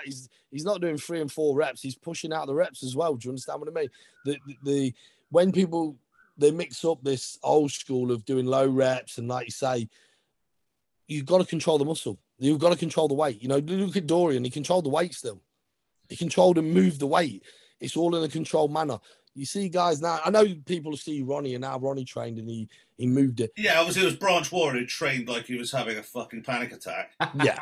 You know what I mean? Yeah. And people, like, you know, there are exceptions to the rule. Yes. So obviously, but why would you train well? You train like dog shit and look like that. So like, then they're happy, ain't they? They was happy with what they were doing. But the majority of bodybuilders, you know, or the younger ones or the people coming through, they've got to make sure they hit the muscle. And, you know, and they don't. Do you understand? I see, or they're looking for a way of doing something else, using a cable, using a machine. Just stick with the basics. What about reps in reserve? And oh, fuck me. What's that then? It's too complicated. What the fuck's that? Have you not heard about reps in reserve? No, what's that? It's basically some knobhead who said, I could have done more, I just didn't. Oh, is that what it is? Yeah. Oh, wow. Yeah, so you count reps in reserve, so you don't train to full muscular failure. So they don't want. Are they the ones that don't want to overtrain? Yeah, those are usually the same sort. But the thing that doesn't get me about you've got to hit a PB every weekend. In order to have reps in reserve, you have to have trained to failure to know how many reps in them. I think I roughly would have gotten another 4. So that's reps in reserve. So you didn't. So you just don't train properly then? Is that what? Yeah, that's what reps in reserve is. Laser. Yeah, laser. Yeah. So when I do like 6 reps with 300 kilo, I'll just be like, yeah, that was reps in reserve. I could have done 10. I just didn't. I snapped both my patella tendons off, but there was definitely 5 more in the tank. Oh my days, it's unbelievable. So Daz, everything you just said, how to get massive, just sounded awfully too hard. Can you tell me how I could just slam 5 stone on in a couple of months? How much gear do I need? And if you can't pull it on, I'm going to go with somebody else. Yeah, I hear that all the time. I hear that all the fucking time, mate. You know what I mean? I don't want to eat big food. Can I take this magic potion that fucking sorts it? There's no magic potion, you know. Like you said, that's old school. We believe in lifting, training hard. Unfortunately, people don't want to hear it. They want a magic potion. You know, for me, it's about being as safe as possible. Yeah, use as little as possible. If you're growing on 2 mil a test and 1 mil a deca, and you're growing, why do you need to take more? Why do you grow twice as fast? Did you used to do the tuna shakes though, Daz? I've done the tuna shakes. Yeah. I've done the tuna shakes. That's the test. That's the true test. Have you done the tuna shake? I've tried. I still do the tuna shakes. I used to break the eggs in my mouth as well, like fucking Rocker. I knew you were that guy. Yeah, it's the true test, really, I think, of the old school. The new school would. The tuna shake with Coke. We talked about the prison drink. High fee mud. Yeah, that was the thing, you know, like these days, fuck, it's mental. They all want something that's like fucking gourmet meal, but then Dan breaks out the tuna shake still these days, and people are all fucking turning their nose up to it. I've got shit to do. Sometimes I can't sit down for half an hour and eat a meal. No, that's it. You've got to get the calories in some way. Yeah, I mean, here's a thing, because you obviously were that massive and you pushed weight higher and stuff like that, and people, I get a lot of people saying, I don't feel very good. Like, how often do you say you felt good? like in your journey, like your day-to-days of pushing that level of elite bodybuilding? Fuck me, I never felt bad. Did you not? Honestly, I'm not gonna lie. I've trained with different people that tell you I was always fucking on it. You know, I always looked for a battle. I was always. I do think in sometimes it's that, you know, it's had the mindset. The mindset's the biggest thing. If you believe you're going to do something, if you believe you're going to do this, you're going to do that, you'll do it. And I think sometimes it's people are soft. That's my opinion. Let's make it relative then. So you're like 280 odd on stage. Mm-hmm. You know, the average super heavy these days is like 250 on stage, right? They push up to 300 in the off season and they feel like ass. You put another 50 pound on, you're like 330. Did you ever push to that sort of figure? The heaviest I weighed was 22 dead. Yeah, 22 dead. Did you feel like ass at 22 stone? The 22 stone, that's the heaviest I was. 22 stone is under 300. I bet you're still lean at that, wasn't you, Daz? 21 and a half is 300. I guess 22, 21.7. It's a 21.4. Yeah, so that's like 310 or something. What's that, 22? Yeah, 310. And when I got to that weight, I couldn't run the laps how I used to and do things. I like to jog. Back then, if you had James Llewellyn on, he'd tell you. I remember going to see him in 2008 for a fucking a check-in, and he was like, "What's all that on your leg?" I said, "There's stud marks. I played football yesterday." Do you understand what I mean? So if I couldn't do the things I wanted to, if I couldn't box or spar with the lads, then that's whoever. So when I got to 22 stone, I felt that I couldn't move as much as good as I was. It might only have been 5 or 6 pounds over a period of time, but to me, it weren't benefiting me in my sparring. So I'd come back on weight. Do you understand what I mean? Well, that's the thing. I guess ultimately you've had the genetics to be able to do all of that stuff and still be massive. A lot of guys to get to anywhere near that size have got to be pushing the envelope continuously in the off season. When I'm above 300 and I was a slight kid, like I feel fucking shit. I'd love to like make it sound cool, but I fucking hate it. I'm just still trying to get it out of my head. Imagine popping down the running track in the morning, and you have a little stretch there. You start running, and this fucking 300-pound juggernaut comes bottling at you. So who sees that on a fucking running track? All this fucking sand dust, like the whole track. It used to be funny when we used to go football. So we go football, and then I'd come on the pitch, you know, for the last half hour, 40 minutes. And people would be like, no one would come near me. You can imagine standing there up front like that. But I'm from a sports background, so the biggest thing for me is not to get to where I feel shit. Because if I felt shit, then I've got to back off. So again, this is where, for me, I want to be big and I want to hold muscle, but I'm not willing to do anything to get that muscle. Do you understand what I mean? But your genetic limitation was a lot higher than 99% of people. Yeah, because that way to operate like that. Don't get me wrong. I'm seeing James Hollinghead is going fucking rollerblading at like 285. Yeah, which is great stuff. Yeah, I see the poor little wheels are gonna fucking shatter when it gets into the spin.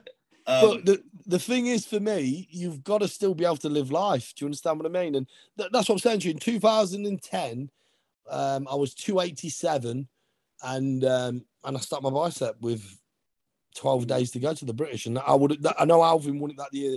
That would have been mine and Neil's year. Do you understand what I mean? It was bang on.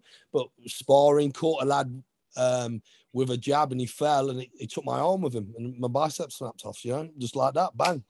It's phenomenal, man. You know, like it's so much down to genetics and stuff to what your body can take. Or like the biggest I ever got was 17 stone, lean and bloated, and I felt like shit. So, like, you're not much taller than me, are you? I'm 5'7", 5'10". 5'10" at 300 pounds, and you felt okay. I felt like crap at 17. It's amazing that your body was just resilient at that. Yeah. So anyone listening to this, just take away that people's genetic limitations have a large part to play. And ultimately, if you ever want to be as big as Daz Ball, you've got to you can't cut the grass and stuff. No, you've got to sit on your arse all day and didn't over your kids or nothing. How many calories was you pushing at the most, Daz? Yeah, we was getting up to about 10,000. Really? Jesus.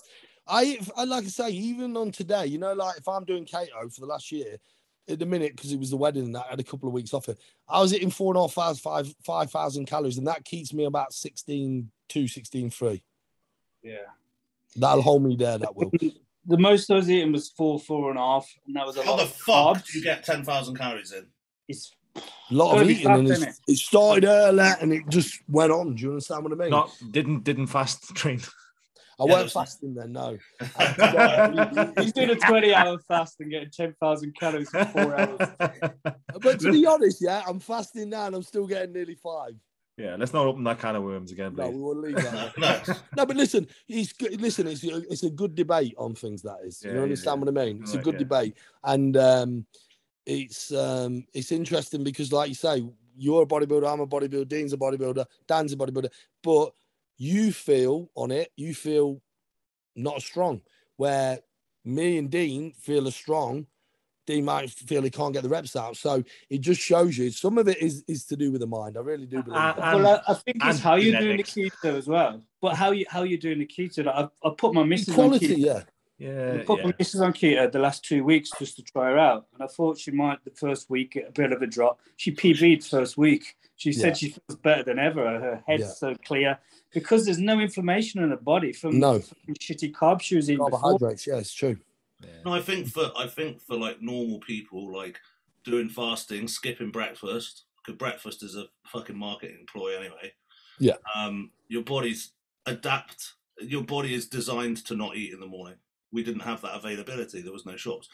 So yeah, absolutely. I personally think from a bodybuilding like standpoint, especially you've got to put a lot of calories in. I don't personally think you need to be sipping intra because your glycogen is going to evaporate whilst training, and I don't think that's going to. You're going to put it in, and it's suddenly just going to go like into your muscle. Like digestion doesn't happen like that fast.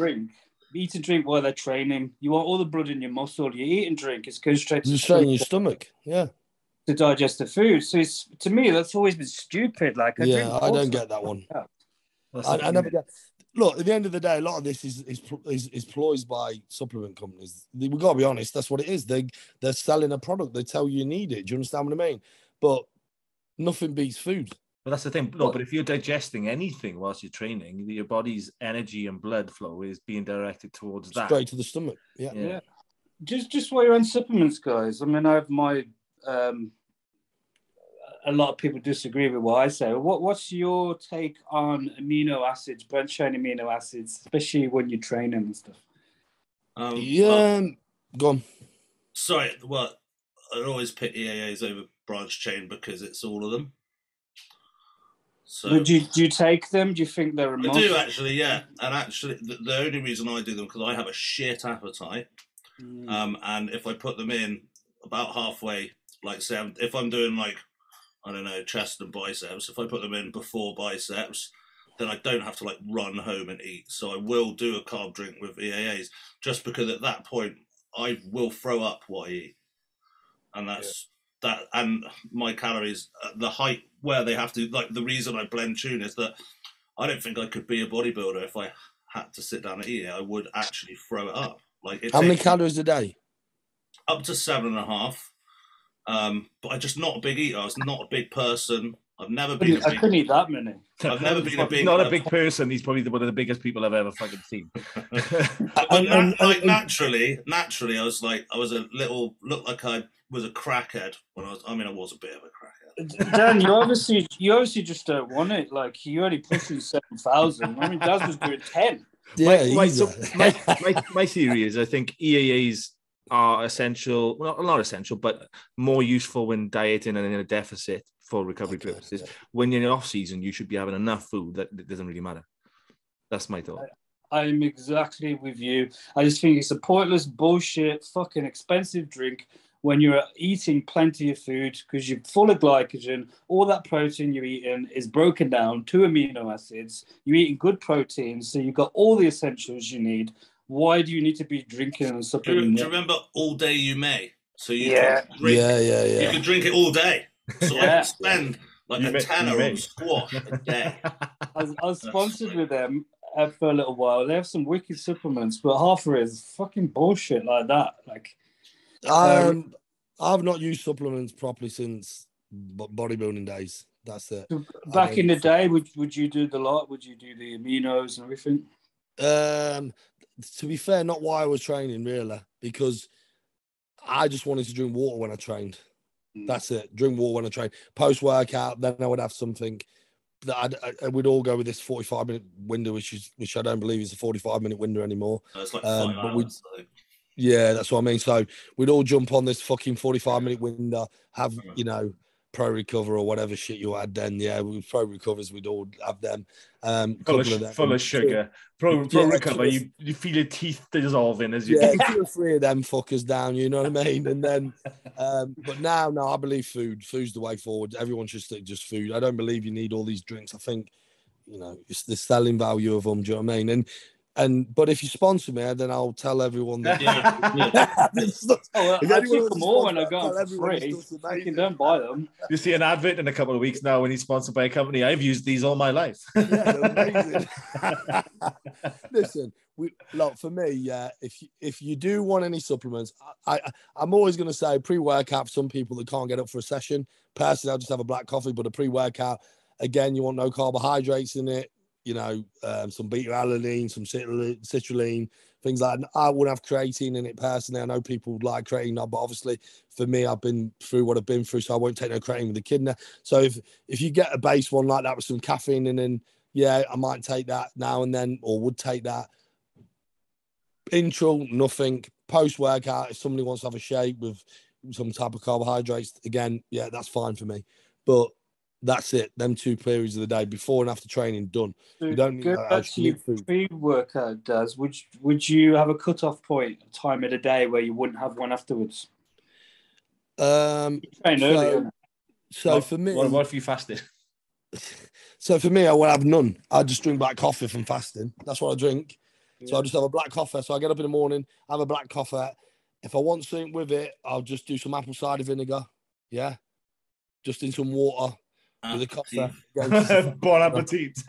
Yeah, bon appetit, straight down like the neck like that.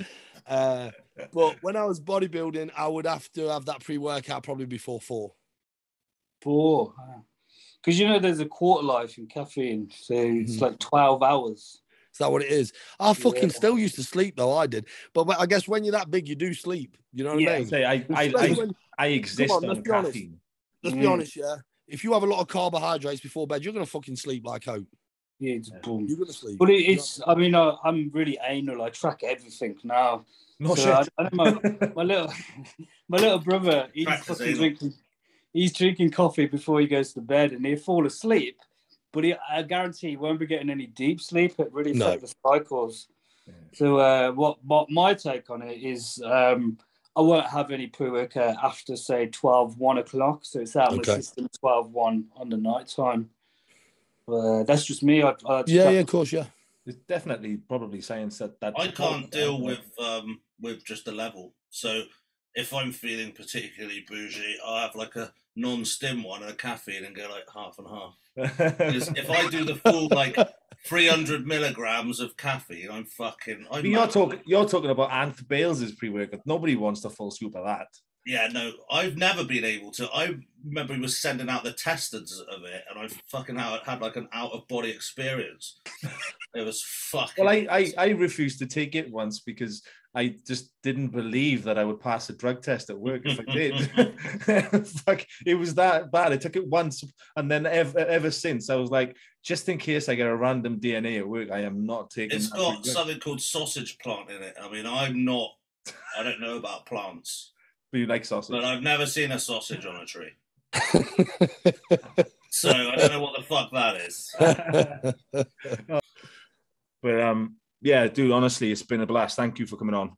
Mate, I've really enjoyed it. It's been great. It's great to speak to a few people when you ain't seen people for a while. Do you understand what I mean? And like you say, it's nice to be a bit controversial on a few things. And you know, the fasting thing. See that photo, the side by side? Yeah. That was me bulking on fasting. Right. Yeah, I'll leave that out just in case, okay? Yeah, just get that right. That's that. They've all just got over that. Let's not open that wound again. Yeah, I mean, just for the people who don't know, what we're trying to do as well, we've had loads of new school guys on it. They have lots of great new insight into what's going on, and we're lucky enough to be able to have blood tests and do the sort of analytics that we do now to try and do it in a like a safer way, and it is useful. We're still trying to just like remove the alienation of the old school because it wasn't that different. We just weren't able to have the analytics to be able to map direct science to it. There weren't the studies directly on bodybuilders. It didn't do it, but actually what people were finding out on their own is pretty much what they're doing. Not a lot of it's changed. Yeah, proof's in the pudding. I mean, they didn't have the science back then, but no, how many bigger bodybuilders there were. So all the science has really done is just prove what the case studies that people were doing on themselves most of the time was happening. The only difference now is obviously like I think that drug use is more open. People are like, you used to have to like know someone, and now it's anyone. You know, you go up to like a random guy, oh yeah, can I get a steroid? And they'd be like, well, no, look at, like go and train for like 3 years and come back. Whereas now you can go on the internet and start, and people are doing stuff they don't know. Usually, like you have to have someone come and like someone would be looking out for you. Do you know what I mean? Like when you're starting out, like that's not a good idea to be doing that.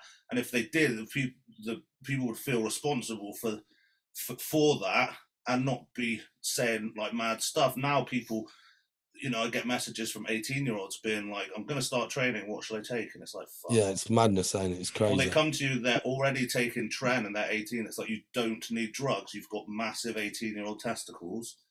Use those. Dad, I had a 15-year-old asking me what should be my first cycle. I said, the only fucking cycle you should be doing is on a push bike. Yeah. Push bike, get fit, son. It's amazing. Amazing. It's but that's the thing about today's era where it's just gonna get worse and worse because the problem is like what I said to you earlier, and it's no disrespect to gym owners and things like that, but people are just making money on it. And they're not worried about people's lives or these young kids' lives. They're just worried about what they're taking home. It's not about that. Your fucking conscience should come in there and say to yourself, listen, advise this kid the right way. Listen, son, you don't need to know for the next 5, 6, 7 years, whatever. Slowly, and then see where you are then. See what kind of muscle you can build. See what physique you can create. And then have a think about it. Part of it is that they're not educated, and the second part is they're just moralist cunts that just don't give a fuck about anyone but themselves, and they want to make some money out of it. And sadly, it's horrible to say because we've always been a big part of the industry. That the industry has become a fucking horrible place because it's 100%.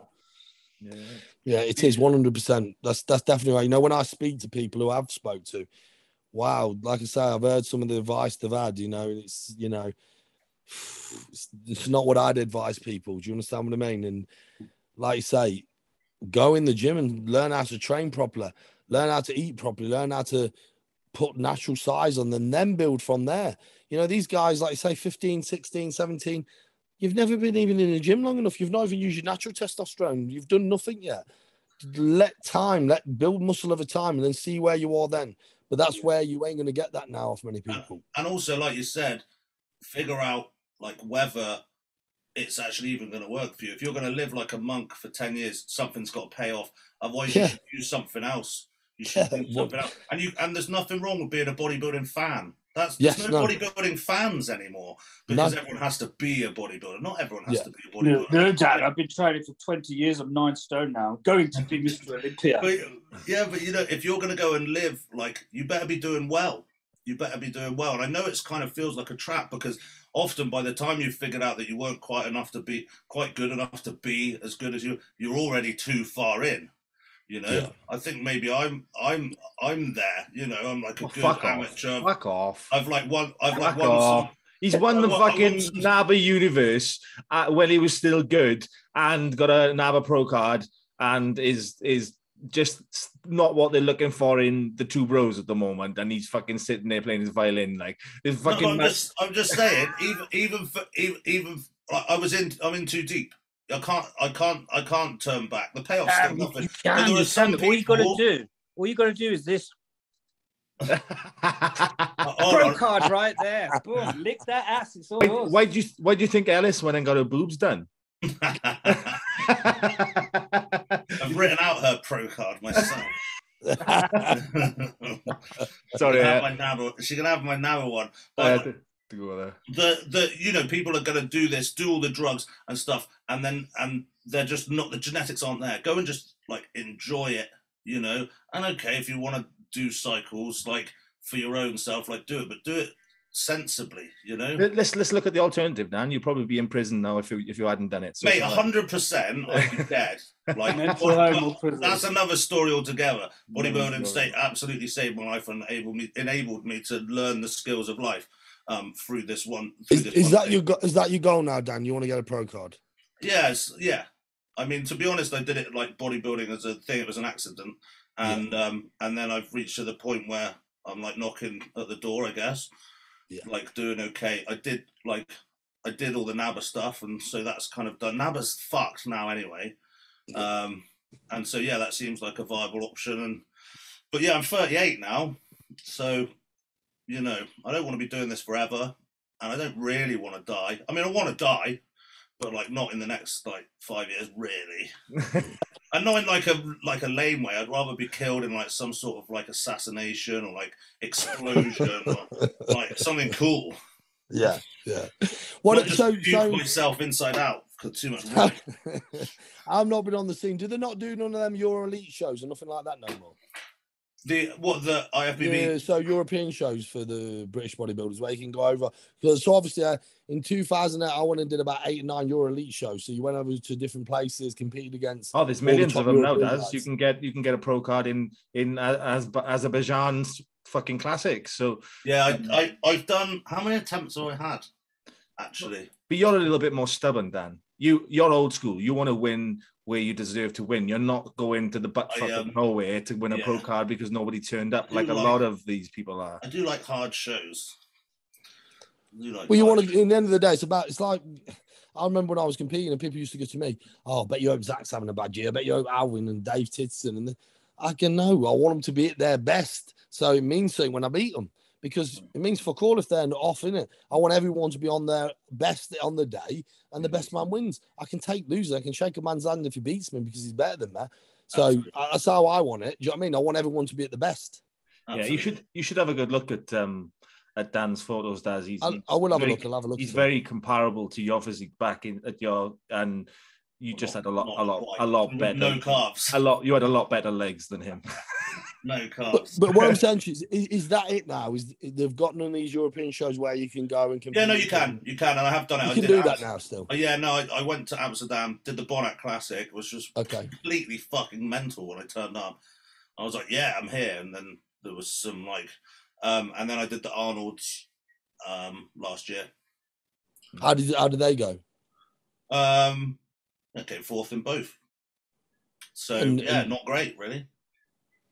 Well, I mean, at the Arnold's, it was quite interesting because actually the Arnold's was like most of the good guys in the UK at the moment that are doing that. So it was kind of like a Britishy kind of like most of and we've all kind of like beaten each other over the last kind of 3 years. So into swapping. So it was good, and I felt like the Arnold was a great show, and everyone knew each other, and like that. That is how I imagined like the British finals was for the people that had a shot. I mean, when I went to the British finals when it first started, I knew I didn't have a shot. I was just like in awe. Looking at everyone. And in 2012 as well, when Amph won, and you were there obviously as well, I was just in the corner being like, oh, fucking hell. Yeah. Like Amph's got like a guy for tanning. He just turns up and goes like, one day I will and then actually fast forward, I think Amph was that guy for me last time. He was tanning you, yeah. So yeah, swings and roundabouts. I don't know where the fuck I'm going for that, but Daz, mate, you're a massive inspiration to me when I was starting out, man. Absolutely. Yeah, I'm not going to bum you too much, but no, listen, it's great to speak to people that you've inspired. He's warming his tongue up. Yeah, he's going to get the practice. Yeah, have you got any pro cards? Yeah, everything's so clean, Daz. I've got a couple left at home if you want me to write one. Yeah. Don't fucking Amph. When I stayed at Amph's house, he like made me one out of his old one, like scratched his name. Yeah, scratch it off and give you that one. Put it on my bed. I was like, there you go. Because you didn't win one, did you? Imagine doing that to these fucking fairies these days. They don't. Oh, mate. No, I love it. I love it. Right, all right, bombshell, gents. Thank you for your time. I know. Could you edit out about 3 hours of the bit about the carb fasting? Yeah. So we've all agreed then fasting's the way forward then. Yeah. Oh no, let's not go there again. Thank you, all right, big love. Easy now. Take care. See you later, boys. See you in a bit. Bye-bye. Bye.